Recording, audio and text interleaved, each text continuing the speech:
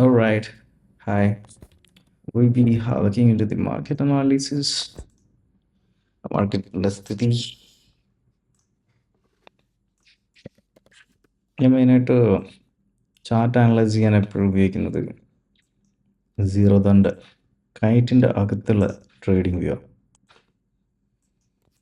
അപ്പോൾ ഞാൻ മുമ്പോട്ട് ചെയ്തിരിക്കുന്ന അനാലിസിസ് ആണ്. ഇതൊക്കെ ഡിലീറ്റ് ചെയ്യാം. പുതിയതായിട്ട് നമുക്ക് ടെക്നിക്കൽ അനാലിസിസ് തുടങ്ങാം. ഓക്കെ, ഇതിൻ്റെ അകത്ത് നമ്മൾ നോക്കുന്നതാണെങ്കിൽ നമുക്കിവിടെ 2020 മുതൽ നടന്നുകൊണ്ടിരിക്കുന്ന ഒരു ചാനൽ. ഈ ചാനലിനെ എന്നൊക്കെ ബ്രേക്ക് ചെയ്തിട്ടുണ്ടോ നല്ല രീതിയിൽ മാർക്കറ്റ് അവിടുന്ന് റിവേഴ്സ് എടുത്തിട്ടുണ്ട്. ഫോർ എക്സാമ്പിൾ, വളരെ ഇമ്പോർട്ടൻറ്റ് ഒരു ക്രൂഷ്യൽ സപ്പോർട്ടാണ്.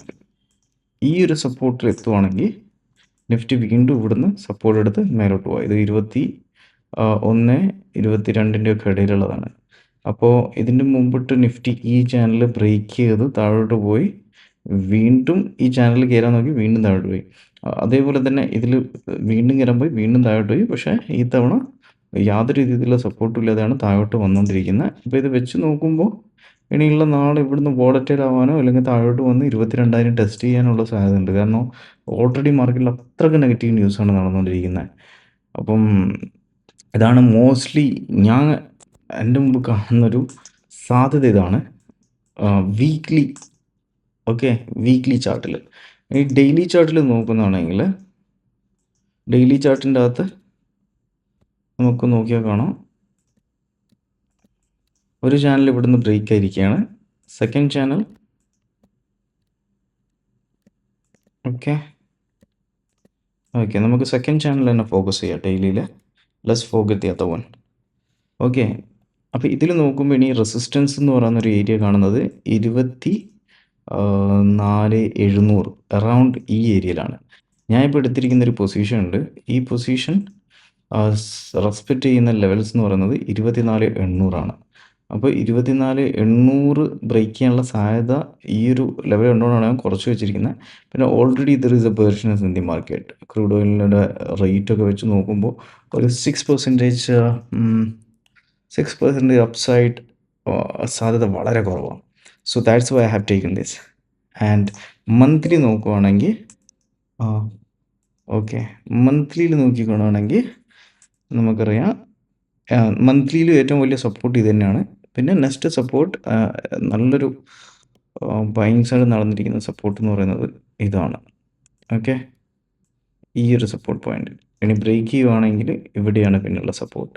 പിന്നെ അതും ബ്രേക്ക് ചെയ്ത് പോവുകയാണെങ്കിൽ പിന്നെയുള്ള സപ്പോർട്ടൊക്കെ എന്ന് പറയുന്നത് 18,000 18,000 നമുക്ക് സ്റ്റോക്ക് മാർക്കറ്റിൽ മുമ്പിട്ടുള്ളവർക്ക് മറക്കാൻ പറ്റാത്ത ഒരു പോയിന്റാണ്.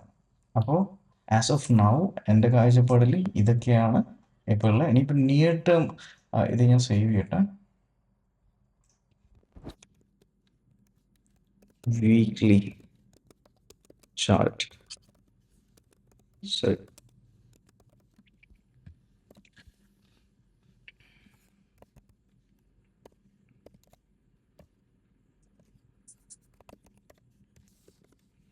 ഓക്കെ. ഇനി മറ്റൊരു കാര്യം എന്ന് പറയുന്നത് നമുക്കിനി വളരെ ഷോർട്ട് ടേമിൽ നോക്കിയിട്ട് കാര്യമില്ല. കാരണം ഓൾറെഡി എനിക്ക് തോന്നുന്നു VIX is too high. VIX 22 VIX ഉള്ളത്.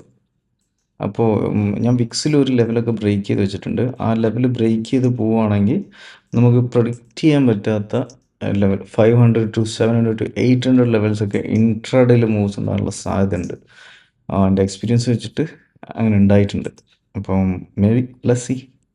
അപ്പോൾ ഇനിയിപ്പോൾ ഷോർട്ട് ടേമിൽ വളരെ ഷോർട്ട് ടേമിൽ നോക്കേണ്ട ആവശ്യമില്ല. ഷോർട്ട് ടേമിൽ സ്റ്റിൽ നിങ്ങൾക്കൊരു നല്ലൊരു ലെവൽ കണ്ടെത്തണമെങ്കിൽ ഞാൻ പറഞ്ഞുതരാം. ഷോർട്ട് ടേമിൽ ഈ കാണുന്നതൊക്കെ ലെവൽസ് തന്നെയാണ്. ഇതൊരു ലെവലാണ്. Okay, and after that the next level is around this point, and the next level is around this point, and the next level is around this point. Look, technical analysis എന്ന് പറയുന്നത് ഭയങ്കര easy പാർട്ടാണ്. നമുക്ക് technically analyse ചെയ്യാൻ കുറച്ച് logic ഏതൊരു കുട്ടിക്കും ചെയ്യാൻ പറ്റും. പക്ഷേ നമ്മൾ ചെയ്ത ടെക്നിക്കൽ അനാലിസിസിൻ്റെ ഒപ്പരം ആ, ഉറച്ചു നിന്നിട്ട് ട്രേഡ് ചെയ്യുക എന്ന് പറയുന്ന സംഭവം, പ്രത്യേകിച്ച് ഇൻട്രാഡേയിൽ പൊസിഷനിൽ ചെയ്യുക എന്ന് പറയുന്ന സംഭവം ഭയങ്കര ബുദ്ധിമുട്ടാണ്. കാരണം ഈ ലെവൽസിനെ ടെസ്റ്റ് ചെയ്ത് ചിലപ്പോൾ മേലോട്ട് പോയേക്കാം. കാരണം നമുക്ക് പറഞ്ഞ് അത് ധരിപ്പിക്കാൻ പറ്റില്ല. അത് ട്രേഡിംഗ് മൊമെൻറ്റിൽ എപ്പോഴെങ്കിലും ലൈവ് വരാൻ പറ്റുമെങ്കിൽ നമുക്കപ്പം നോക്കാം. ഞാൻ ഇപ്പോൾ കറൻ്റ്ലി ഒരു സ്ഥാപനത്തിൽ വർക്ക് ചെയ്തുകൊണ്ടിരിക്കുക. അപ്പോൾ ആ സ്ഥാപനത്തിൽ ജോലി എങ്ങനെയെങ്കിലും അവസാനിക്കുകയാണെങ്കിൽ ടോട്ടലി ട്രേഡിങ്ങിൽ തന്നെ കൂടുതൽ അവേഴ്സ് സ്പെൻഡ് ചെയ്യണം എന്ന് എൻ്റെ ആഗ്രഹം. അപ്പോൾ ഇതും കൂടെ ഞാൻ സേവ് ചെയ്യാം. Save layout, make a copy. Sorry, um, I made a mistake.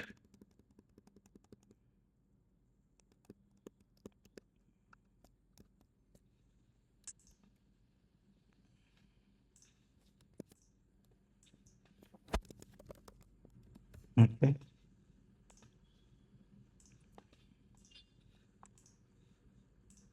Make a copy. This is levels. ഇതൊക്കെ നമുക്ക് ഈ ചെറിയ വാട്ട് വി കോൾ ഇൻട്രാഡേയിൽ ചെറിയ ടൈം ഓഫ് പീരീഡിൽ ട്രേഡ് ചെയ്യുന്ന ആ പ്രക്രിയയുടെ പേര് what was it man? Scalping. ശരി, സ്കാൽപ്പിംഗ്. ആരെങ്കിലുമൊക്കെ സ്കാൽപ്പിംഗ് ചെയ്യാൻ ഉദ്ദേശിക്കുന്നുണ്ടെങ്കിൽ വളരെ ഉപകാരമായിരിക്കും ഈ ലെവൽസ്. കാരണം ഈ ലെവൽസിൽ നിന്ന് ചെറിയ രീതിയിലെങ്കിലും ഡൗൺഫോളൊക്കെ പ്രതീക്ഷിക്കാനാണ്. അപ്പോൾ ഇതാണ് ഇപ്പോഴത്തെ സിനാരിയോ. ഇവിടുന്ന് ഏകദേശം ഇവിടത്തേക്ക് 10-11% ഉണ്ട്. ഓൾ ടൈം ഹൈന്ന് ഇതുവരെ ഇപ്പം നിഫ്റ്റി വീണിരിക്കുന്ന ഒരു ലെവൽ വെച്ച് നോക്കുകയാണെങ്കിൽ it's around, let's see how much it is. Yeah. 12% correction market നൽകിയിട്ടുണ്ട്. അപ്പോൾ ഇനി നമുക്ക് ഈ ലെവൽസ് വെച്ചിട്ടും ഈ ചാനൽസ് വെച്ചിട്ടും നമുക്ക് നോക്കാം വരുന്ന നാളിൽ നിഫ്റ്റി എങ്ങനെ പെർഫോം ചെയ്യുന്നതെന്ന്. Final levels, I don't need this one.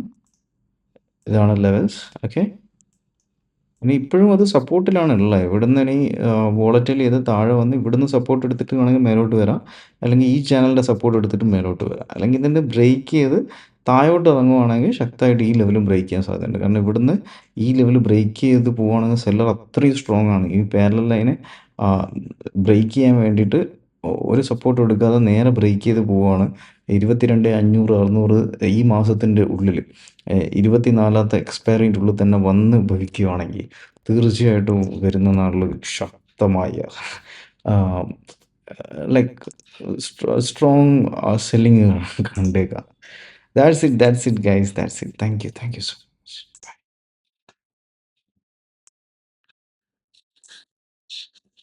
All right. Bye.